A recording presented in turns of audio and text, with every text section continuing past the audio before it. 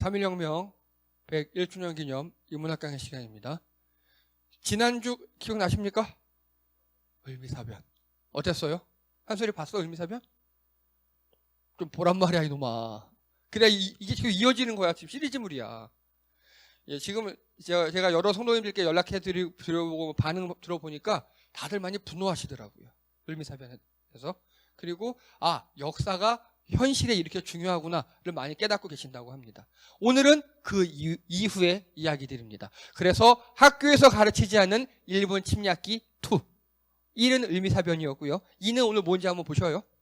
자, 이제 이렇게 쭉 일본이 침략하고 있는데 지난주에 을미사변에서 명성황후가 죽었어요. 그렇죠? 죽었어요. 일본 낭인들이 죽인 거 아니라 그랬습니다. 일본 군대가 죽인 겁니다. 자, 그리고 이러고 났더니 고종이 쫄았어요. 무섭겠죠? 되게 쫄았어요. 어느 정도였냐면요. 서양 선교사들이 제공하는 통조림 있잖아요. 그거만 먹었어요. 독살 당할까봐. 그리고 삶은 달걀. 그때 냉장고가 없으니까 닭이 뿡 나는 계란. 또 계란에다 뭐 이물질 넣을 수가 없잖아요. 깨지니까. 그거를 삶아서 바로 먹었어요. 그냥. 그렇게 많이 쫄았었어요. 근데 실제로 이때는 아니지만 나중에 1905년 6년 그때 고종이 커피 먹다 죽을 뻔했어요. 암살로. 독을 타가지고. 뭐 그런 사건도 있었어요. 실제로. 이렇게 굉장히 쫄아 있었습니다. 이때 정동파가 뭐냐면 밑에 있어요. 친미 친러 외교관들의 모임이에요. 이범진, 이윤용, 이완용, 윤을열, 윤치호, 김홍륙 이 사람들에다가 언더우드 선교사님, 헐버트 선교사님, 러시아 공사 등 협조해서 고종을 미국 대사관으로 구출하려는 시도가 있었습니다.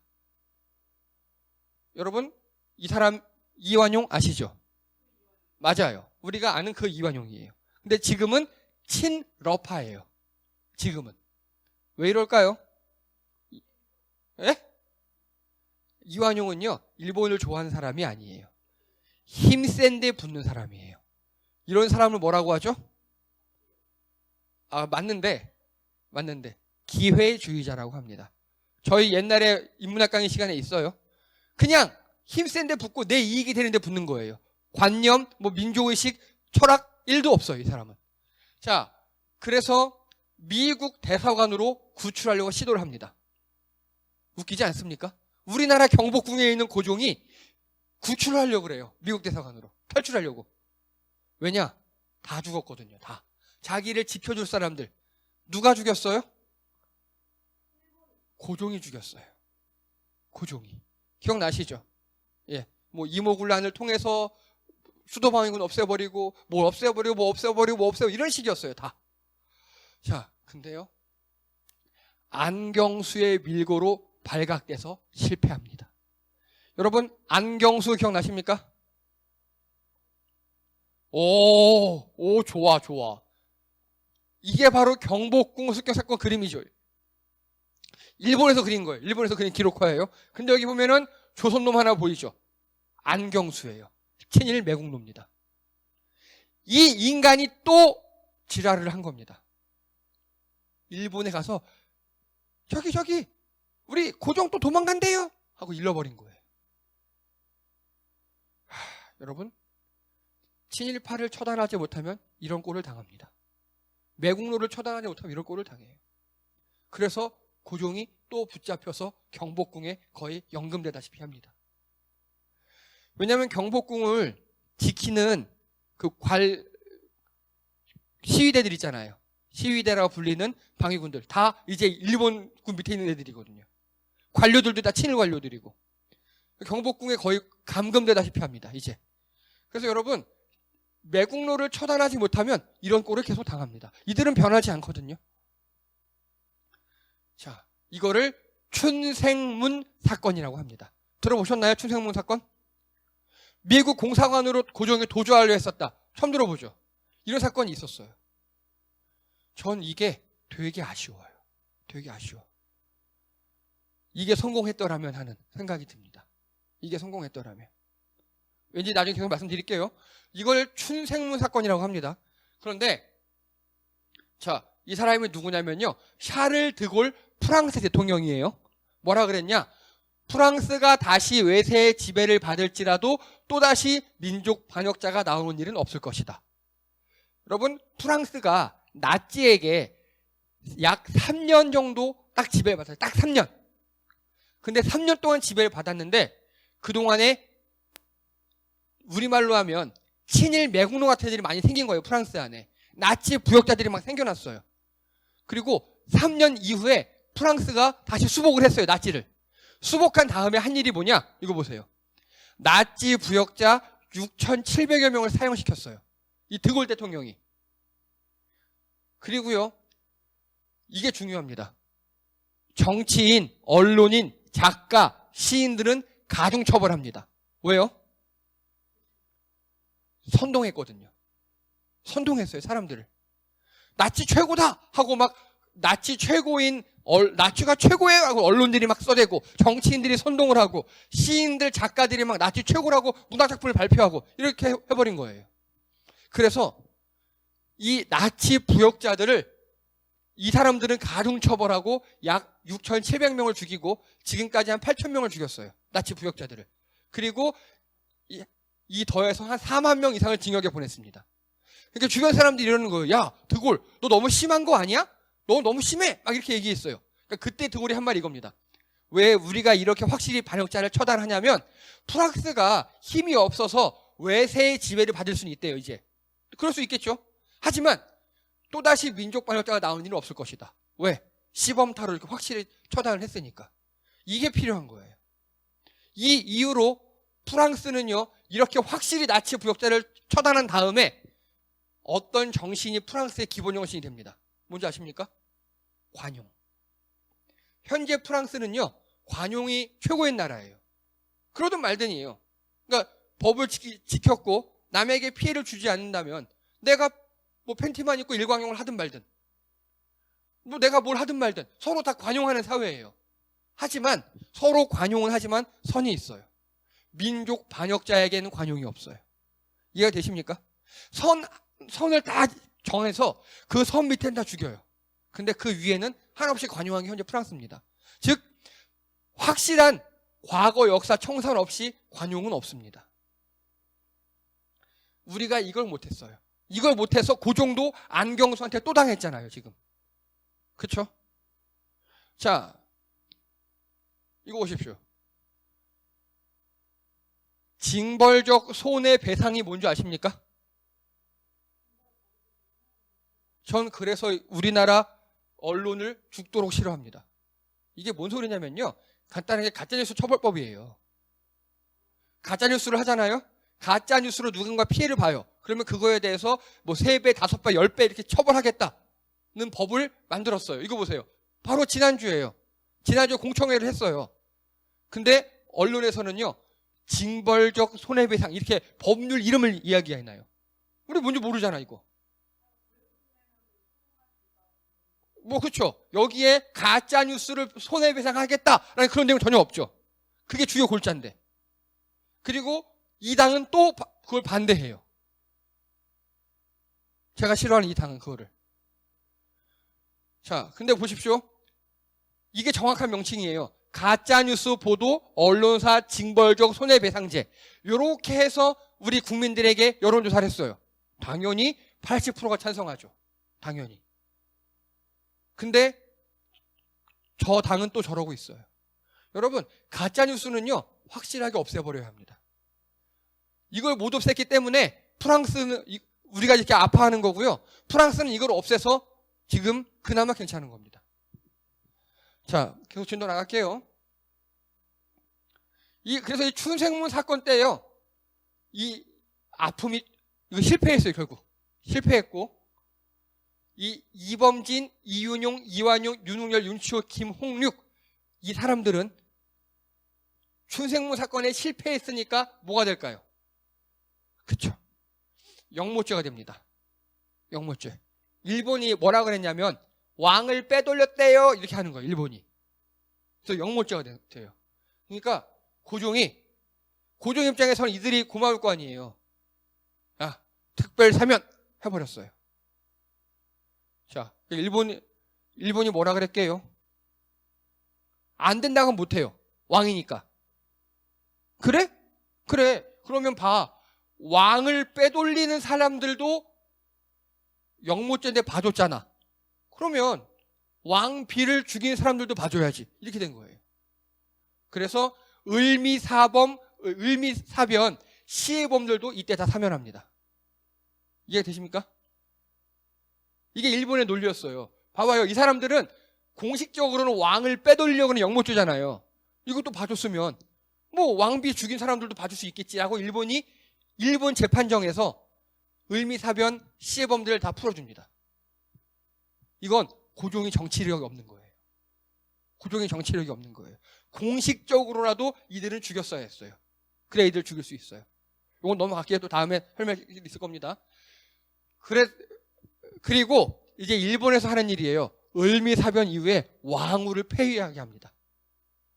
여러분 명성황후입니까? 민비입니까? 중전 민씨가 명성황후입니까? 민비입니까? 예, 명성황후가 맞아요. 왜냐하면 저도 개인적으로는 그분을 되게 싫어합니다만 우리나라 공식적인 직함은 시호라 그래요. 시호는 명성황후가 맞아요. 이렇게 해서 왕후를 폐위했어요. 원래는 일본 내각이 김홍진 내각이 폐위해버렸어요. 나중에 고종이 대한제국을 만든 다음에 황후로 추존했어요. 그러면 황후가 맞는 거예요. 하지만 저는 그 여자를 싫어합니다. 네. 자, 그리고 10월 10일 보수 유생들이 토역소 역전을 토벌하십시오! 라고 이 폐위를 반대합니다. 그렇겠죠. 그렇죠? 보수 유생들은 아니요. 우리나라 왕비가 죽은 것도 억울한데 그거를 폐위시키라고 말도 안 돼 하고 보수 유생들이 들고 일어선 거예요. 유생들이. 이때 고종이 조금 정신을 차렸나 봐요. 이제부터 약간씩 고종이 변하기 시작합니다. 변하는데 이 유생들에게 의병 걸기를 촉구하는 밀서를 보내요. 왕이. 의병들 어떻게 할까? 이 유생들 어떻게 생각하겠습니까? 그러면 왕이 밀서를 보냈으면 들고 일어나겠죠. 맞아요. 10월 18일 충청도 문석봉에 걸기를 시작해서 전국적으로 확대가 됩니다. 전국에 있는 보수 유생들이 다 일어난 거예요. 그리고 다음해 1월에 일본 내각이 단발령을 내려요. 을미개혁이라고 불리우는 단발령을 내려요. 여기에 반발해서 지방에 있는 양반들, 유생들도 다 동참합니다. 즉 양반 세력이 다 들고 일어났어요. 그래서 을미의병이 된 거예요. 그리고 일반 백성들, 동학 농민군도 동참합니다. 이제 즉 양반이든 백성이든 노비든 상관없이 다 들고 일어선 거예요. 이때부터 그래서 이거를 을미의병이라 그래요. 을미의병에 참가한 사람은요 독립유공자예요. 국가 유공자가 됩니다. 이들은 확실히 항일운동을 했잖아요. 이때부터 우리나라에 의병들이 생깁니다. 이제 이게 정말 멋진 일이에요.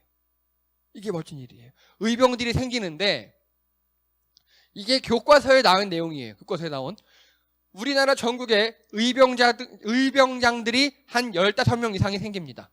그리고 보통 이런 거 하면요 의병 몇 명 이렇게 나올 거잖아요. 집계가 안 돼요. 왜 집계가 안 될까요? 많아서 몰래 거의 8, 90점 맞아. 자, 혹시 여러분 그 영화 봉오동 전투라고 보셨습니까? 봤어? 거기서 독립군의 수가 몇 명이라 그래? 기억 안 나는구나. 자, 이거예요. 이게 봉오동 전투의 한 씬인데 제가 이거 보고 너무 감동받았어요. 독립군의 수는 셀 수가 없어. 왠지 알아? 어제 농사짓던 인물이 내일 독립군이 될 수도 있다 이 말이야. 실제 이랬어요. 그렇죠? 낮에는 멀쩡히 농사짓던 사람이 밤에는 의병인 거예요. 즉 우리나라 사람들이면 전체가 다 뭐 친일 매국노들 정도 빼놓고는 다 을미의병에 가담했다라고 해도 크게 틀린 말은 아닐 정도로 그렇게 일본에 대한 증오가 전국적으로 퍼졌어요. 그게 을미의병입니다. 이때부터 우리나라 의병의 역사가 시작됩니다. 그래서 을미사변은요 정말 아픈 일인데요. 이 아픔으로 인해서 백성들이 깨어났어요. 유생들이 깨어났어요. 아, 일본한테는 아니구나. 일본은 아니구나. 이런 느낌을 갖게 되었습니다. 자, 이거 제가 제일 좋아하는 사진, 이거 기억나시죠? 나라로부터 받은 은혜도 없으면서 위기가 닥치면 떨쳐 일어나는 독특한 유전자를 가진 민중이 화답하여 일어나 싸웠다. 이게 우리 민족입니다.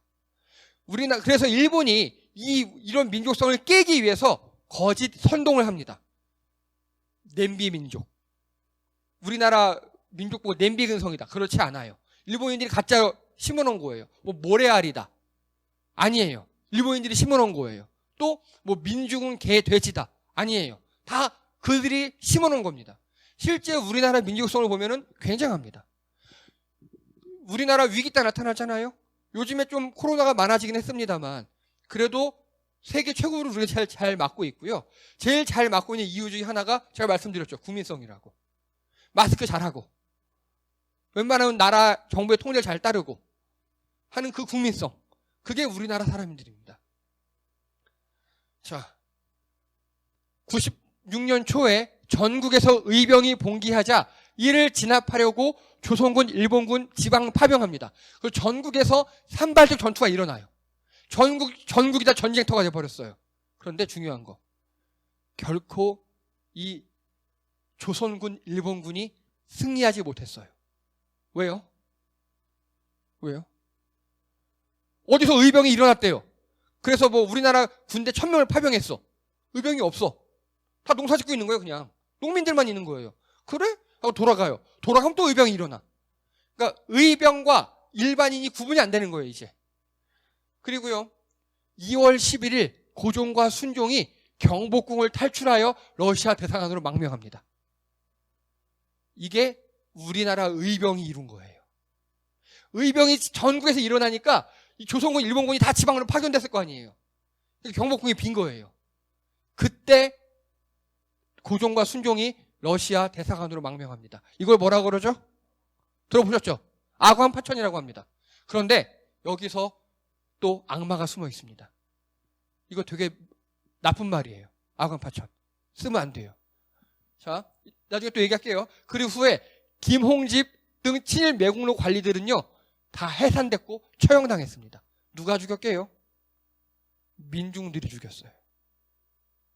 우리 국모를 시해하고 명성황후, 우리 왕을 탈출 못하게 잡은 놈들 해서 사람들이 다 돌팔매질로 죽여버렸어요. 이게 우리나라의 민족성입니다. 우리 국민들 참 예쁘고 대단합니다. 자, 그리고 러시아에게 공짜로, 이 세상에 공짜는 없어요. 우리가 러시아 공사관을 대표했잖아요. 러시아 공사관에서 전함도 막 보내주고 해가지고 고종을 보호해줬어요. 그러니까 러시아에게 채굴권, 체벌권, 막대한 이권이 넘어갑니다. 러시아에게. 공짜가 아니었어요. 되게 가슴 아픈 일이에요, 이게. 우리나라가 힘이 없어서 이런 일을 당한 겁니다. 자, 아관 파천은 악마라 그랬죠. 악마의 단어예요. 왜냐? 파천은요, 예전에 임금이 도성을 떠나 난리를 피하는 일을 이루던 말이에요. 이해되십니까? 자, 그런데 고종이 도성을 떠났나요? 도성이 어디죠? 한양이죠, 한양. 경성을 떠났나요, 한양을? 안 떠났어요. 러시아 대사관 경복궁에서 불과 한 400~500m밖에 안 떨어져 있어요. 서울이에요. 자, 그러면요, 다른 나라 대사관으로 들어가는 걸 뭐라고 합니까? 들어가서 나 좀 보호해주세요 이렇게 하는 거, 그걸 망명이라고 합니다. 망명. 그래서 아관 파천이 아니라 아관 망명이라 그래. 맞아요. 이 아관 파천이라는 말은요, 일본의 고무라 공사가 쓴 보고서에 등장합니다. 이해가 되시죠? 야, 쟤네 고종 도망가 버렸어. 조롱하는 말이었어요. 파천은 멀리 도망가 버렸다고, 우리가 무서워서. 파천은 조롱하는 말입니다. 그래서 파천은 일본이나 아니면 한성신보, 지난주에 얘기했었죠. 친일 매국신문이라고.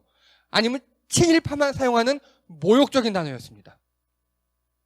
그래서 아관 파천이 아니라 아관 망명이 맞아요. 근데 워낙 이렇게 오래 써버려가지고 이제 바로 잡기가 힘들어요. 그래서 이게 네이밍이나 단어에 디테일에 악마가 숨어있는 경우가 많이 있습니다. 자, 여러분, 위안부가 뭔지 아십니까? 위안부? 뭐예요, 위안부? 아시잖아요. 한번 설명해 보세요. 위안부. 어디에 당한 사람들이 어디? 어느 나라에 당했어요? 일제에 당했죠. 일제 때 전쟁 때 끌려가서 그 성적으로 학대를 받았던 그런 분들이잖아요. 그런데 이게 여기에 악마가 숨어 있어요. 위안부를 영어로 해보세요. 영어로. 실제 위안부 영어로 어떻게 하냐면요. comfort women이라고 합니다. comfort가 편안한, 위로하는 그런 뜻이잖아요. 그래서 위로하는 여자들. 말이 됩니까? 위안부 할머니들이 그 일본인들을 위로하러 따라간 건가요? 절대 아니잖아요. 끌려간 거잖아요. 잡혀서. 고문당하고 그렇게 한 거잖아요. 위안부라고 부르면 원래 안 되는 거예요. 그래서 문제가 뭐냐면요. 위안부라고 불러버리면 영어로 comfort women이라고 번역을 해요. 그러면 편안하게 하는, 위로하는 사람인가 보다. 그러면 뭐 군종병인가? 이렇게 해석을 한다고요. 실제로. 그리고 왜 전쟁에 오는 나이팅게일 같은 사람들 있잖아요. 그런 사람들인가? 그렇게 외국에서 해석을 해요. 말도 안 되는 소리입니다. 그래서 유엔에서 정하는 공식 언어가 뭐냐면요. 군대 내 성노예입니다. 전시 군대 성노예. 이게 유엔에서 정확히 명명했습니다. Military Sexual Slavery. 이렇게 명명을 해야 합니다. 이렇게 명명하지 않고 위안부라고 부르니까 여기서 어떤 일이 발생했느냐. 이게 뭔지 아십니까, 여러분? 아시죠? 소녀상이죠. 어느 나라 같아요? 독일이에요. 독일. 최근에 독일에 소녀상이 이슈된 것 알고 계시죠? 잘 모르셔요? 우리나라가 독일 한 주에다가 한인들이 이렇게 소녀상을 세웠어요. 그랬더니 현재 일본이 싸바싸바 로비하고 돈 먹이고 그래서 소녀상을 철거하려고 했어요. 독일에서. 왜냐? 이거를 소녀상, 위안부 이렇게 설명을 한 거예요. 그러니까 독일 사람들이 이해를 못해요. 그래서 이게 철거당할 위기에 처했습니다. 혹시 독일의 전 총리 슈레더 총리라고 아십니까? 들어봤어요? 독일 전 총리가 슈레더라는 총리가 있어요. 지금 살아있어요. 그 슈레더 총리의 와이프가 우리나라 사람이에요. 김소연 씨라고.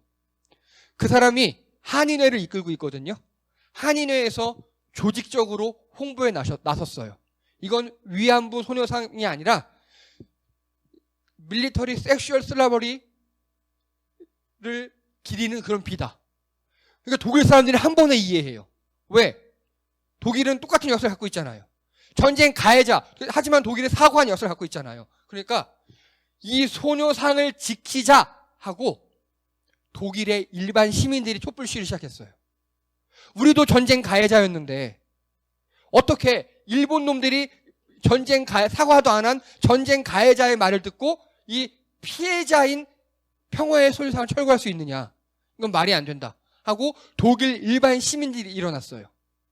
그랬더니 결국 독일 그 지역 의회에서 여기다가 영구 설치를 의결해 버렸어요. 이게 단어의 함정이에요. 단어의 함정. 위안부 이렇게 해놓으니까 comfort women? 그냥 위로하는 여자 나이팅게일인가? 이렇게 생각하고 있는 겁니다. 이게 단어의 함정이에요. 그래서 단어 네이밍을 잘 하셔야 합니다. 또 있습니다. 자, 신종 코로나 혹은 코로나19입니까? 우한 바이러스입니까? 예, 여러분 주변에 우한 바이러스라고 부르는 사람이 있으면 그 사람은 나쁜 사람입니다. 의도가 있는 거거든요. 어떤 의도가 있을까요? 중국을 탓하고 비하하고 그런 내용이잖아요. 예. 왜 우한 바이러스라고 불러서 중국을 탓하고 비하할까요? 왜? 왜냐면요. 이것 때문에 그래요. 단적인 예인데요. 예. 이거 12월 3일 기사예요. 12월 3일 기사예요. 한한령 빗장푼 중국 게임주 엔터주 봄날이 왔다. 한한령이 뭡니까? 언제 했죠? 맞아. 한국 거 금지하는 그런 거 중국에서 명령을 내린 거예요. 언제 했습니까? 그러니까 뭔 일인데 그게. 사드. 우리나라에서 사드 미사일을 배치했잖아요. 근데 미사일이 아니라 레이더 기지에서 중국이 그걸 되게 싫어했어요. 그래서 중국의 이 이후로 우리나라 모든 게임, 엔터, 그러니까 한류 있잖아요. 우리가 부르는 한류. 그걸 다 금지시켜버렸어요. 아니, 중국이 우리 한류를 얼마나 좋아하는데, 또 우리도 거기 얼마나 많이 팔 수 있는데, 그걸 금지시켜버린 거예요. 근데 그게 이번에 풀렸어요. 이번에. 그게 우리 외교의 성과예요.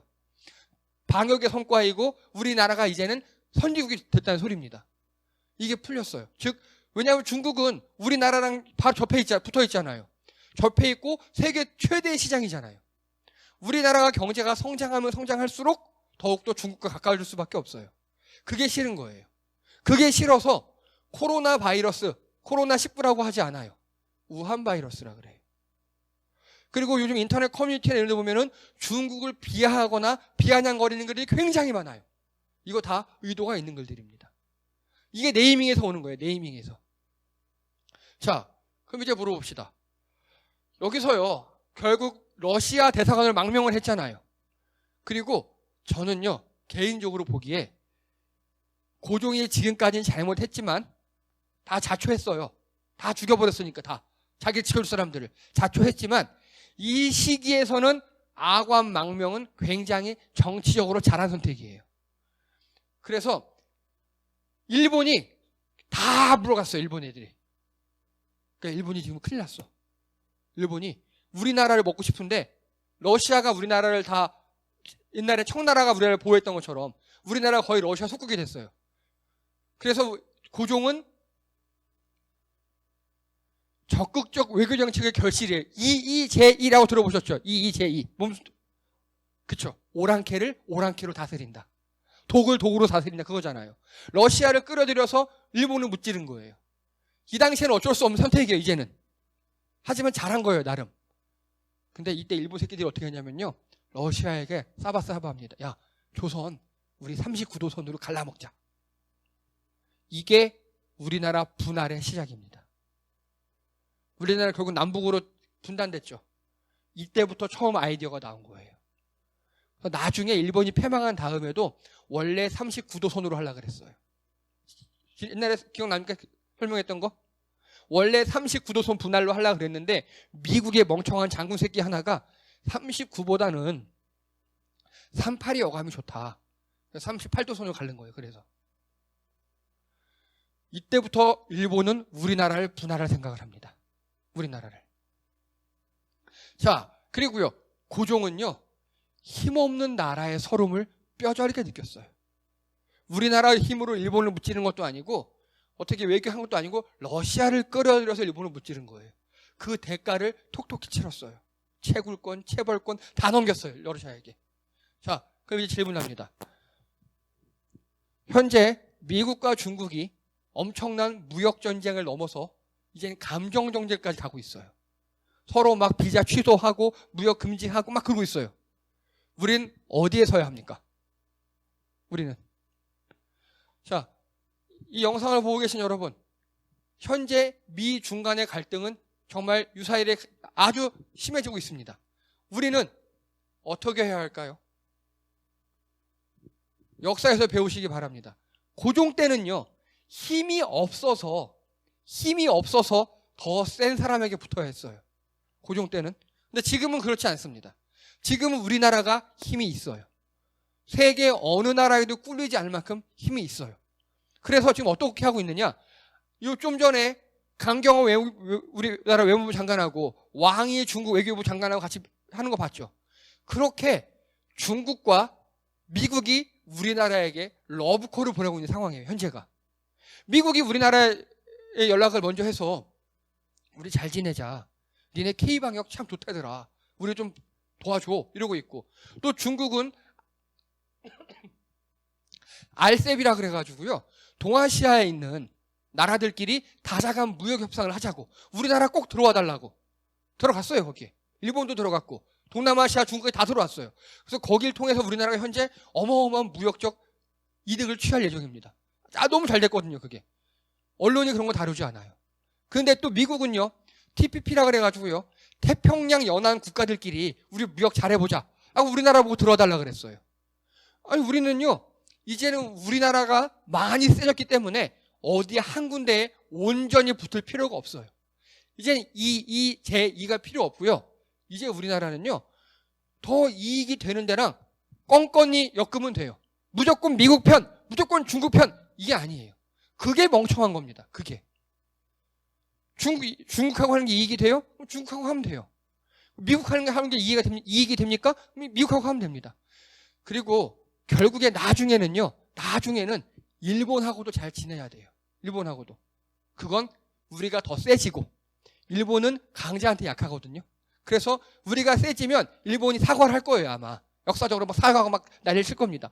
그때 하면 됩니다, 그때. 그래서 이제는요, 우리나라가 주체적인 외교를 펼쳐야 합니다. 이익이 되는 쪽으로. 어디 붙을 필요가 없어요. 무조건 중국이라고 좋고 미국이라고 좋고 그렇게 외교하는 건 고종시대 때나 하는 겁니다. 그런데 아직도 우리나라에는요, 마인드가 고종시대에 있던 사람이 있어요. 뭐 미국이다 그러면 어이구 송구합니다. 어이구 송구합니다. 저 유럽 선진국이다. 어이구 우리는 못합니다. 이런 사람들이 굉장히 많이 있습니다. 거기서 벗어나야 합니다. 이제 우리는 고종 때가 아닙니다. 세계 지금 빅7 안에 드는 선진국이 되었습니다. 다른 나라도 다 우리를 데려가려고 그러는, 편먹고 싶어하는 그런 나라가 됐습니다. 이제 점점 오늘 을미의변까지 했고요. 본격적으로 일본이 우리를 핍박하고 또 우리가 점점 거기에 저항하는 그런 역사로 또 나아가도록 하겠습니다. 예, 이상입니다. 수고하셨습니다.